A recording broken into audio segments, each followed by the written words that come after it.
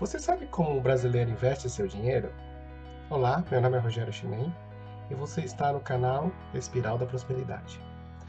Hoje a gente vai discutir um pouco o resultado de uma pesquisa da Ambima sobre como o brasileiro investe seu dinheiro. A pesquisa chama o Raio-X do Investidor Brasileiro. Então vamos a ela, tem umas conclusões bastante interessantes. Bom, então aqui o nome do relatório é Raio-X do Investidor Brasileiro e vamos aos dados. A pesquisa foi realizada no Brasil em 152 municípios pela Datafolha e entrevistou 3.374 pessoas entre 5 e 18 de março de 2018. Pessoas com mais de 16 anos de idade, das classes A, B e C, economicamente ativas e que viviam de renda ou aposentadas. O primeiro dado que o relatório diz é como que o brasileiro lida com dinheiro, que é um dado interessante. A gente consegue observar que 35% conseguem poupar dinheiro no final do mês, sendo que 25% poupa sempre o que sobra, mesmo em pequenas quantidades, e 10% guardar dinheiro é um compromisso para mim, já reserva uma parte assim que entra na conta, que essa é a situação ideal, já separar logo que recebeu o dinheiro, já receber uma parte para investimento para o futuro. 15% são empreendedores, aqueles que acreditam no meu futuro e procuram investir tudo que posso no meu projeto pessoal. Então ele consegue poupar e o dinheiro que é poupado é investido no negócio próprio. Esse dado é um dado preocupante, são os não poupadores. 40% responderam: eu não consigo fazer sobrar porque todo o dinheiro que entra é para pagar as contas do mês. Situação bem complicada, né? E quem economizou em 2017? 32% conseguiram economizar qualquer quantia em 2017, sendo que 84% das pessoas cortaram gastos para conseguir fazer poupar dinheiro.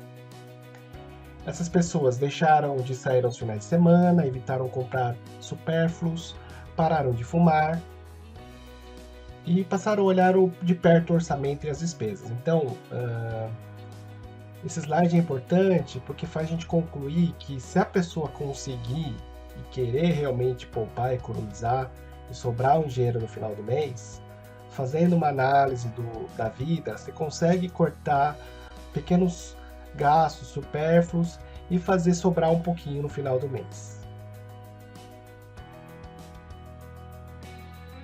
Onde que o brasileiro investe? Para onde vai o dinheiro que foi economizado? Dos 32% que economizaram, quase metade, 42%, aplicou o montante em produtos financeiros. Outros, em torno de 39%, fizeram outras finalidades para o dinheiro. Ou compraram um carro, compraram imóveis, fizeram uma viagem ou um passeio, reformaram ou construíram casa, fizeram um curso, estudaram, e outros 5% pagaram dívidas. Então, assim, praticamente metade das pessoas que economizaram investiram em produtos financeiros e outra metade utilizaram para compra de bens e gastos pessoais. Em relação aos investimentos, qual é o investimento que o brasileiro usa e prefere? Este é um dado bastante preocupante. A preferência nacional de investimento do brasileiro é a poupança. 89% escolheram a poupança como o investimento preferido. 6% previdência privada, 5% fundos de investimentos, 4% títulos privados e 3% títulos públicos. Mas por que será esse dado de investimento preferido em poupança? Será que o brasileiro desconhece outros tipos de investimento? Vamos ao próximo slide. 77% dos entrevistados afirmam conhecer sobre ações, mas somente 1% efetivamente investe no produto. O mesmo acontece com outros tipos de investimento. 43% conhece sobre moedas digitais e títulos públicos, mas apenas 1% investe. Planos de previdência, 71% conhecem, mas só 3% utilizam. E fundos de investimento, 58% conhecem e apenas 2% aplica nesse tipo de investimento.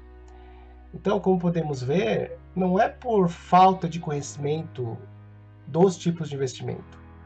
Eles conhecem, mas poucos aplicam.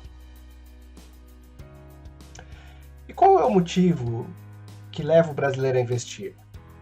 O principal motivo é a segurança financeira.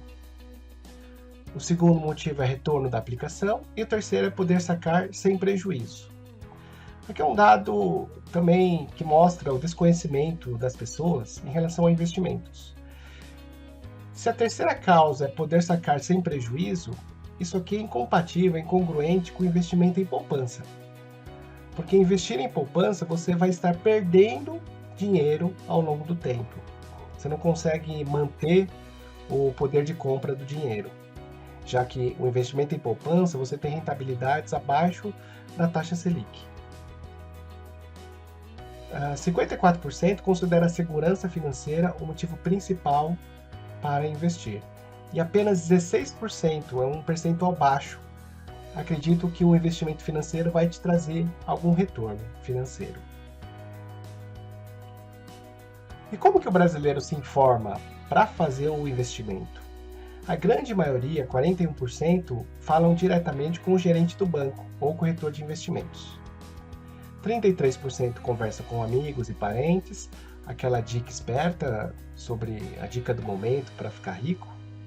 E 29% utilizam sites de notícia. Dependendo da faixa etária, esses percentuais mudam um pouco. Então, acima de 45, 50, 60 anos, o número de pessoas que falam com o gerente aumenta de 42%, 47%. Entre os mais jovens, de 16 a 24 anos, o percentual de pessoas que buscam dicas com amigos e parentes aumenta para 45%. E o adulto jovem, entre 25 e 34 anos, utilizam preferencialmente o site de notícias para buscar o tipo de investimento. E sobre o conhecimento da economia, como que o brasileiro se sai? Este é um dado bastante preocupante também. Foi perguntado sobre a rentabilidade anual da carteira de poupança e sobre a taxa básica de juros. E foi dado faixas de percentual para que a pessoa dissesse em qual faixa se encaixava a rentabilidade da poupança e a taxa básica de juros. 69% dos entrevistados não sabiam qual era a rentabilidade anual da caderneta de poupança. E mais da metade, 51%, não sabiam a taxa básica de juros. Ou seja, mais da metade não tem nenhum conhecimento sobre taxa de juros e sobre a rentabilidade da poupança, apesar de ser a aplicação preferencial da grande maioria dos brasileiros. 25% acertaram qual a rentabilidade da poupança e 14% apenas acertaram qual é a taxa básica de juros.